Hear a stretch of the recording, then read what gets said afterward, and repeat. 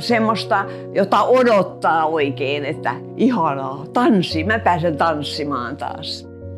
Millan vierailut on minulle hirveän ihania, minä kun olen tanssin ystävä. Että minä nautin, kun Millan käy ja tanssii.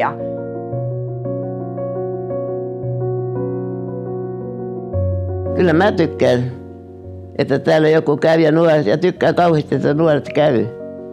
Ja se ei ole sitten semmoista aina sitä samaa, se päivä, että se menee sillä poikki päivä silleen.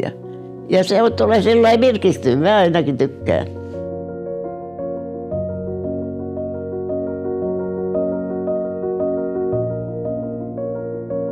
Tanssikummi on kohtaaja ja taidelähtöisesti tanssin keinoin työskentelevä ihminen, joka kulkee erilaisten yhteisöjen arjessa. Tanssikummeja työskentelee lähinnä ikäihmisten asumispalveluissa täällä Pirkanmaalla ja sitten myös voi työskennellä myös monien eri yhteisöjen arjessa, esimerkiksi lasten, nuorten, mielenterveyskuntoutujien kanssa.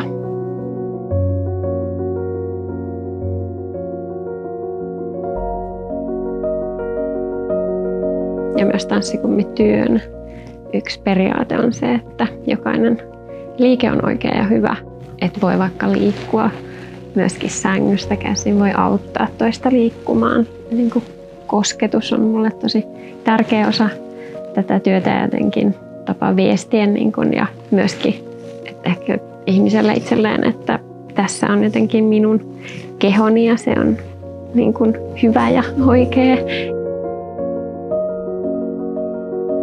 Se jatkumo, koen, että se on tosi tärkeää, että ei aina välttämättä yhdellä vierailulla vielä ehdi jotenkin syntyä luottamusta uuteen ihmiseen ja myöskin, että mitä enemmän niitä on, niin sen enemmän niin kuin kontaktia ja sellaista merkityksellistä jotenkin ehtii syntyä.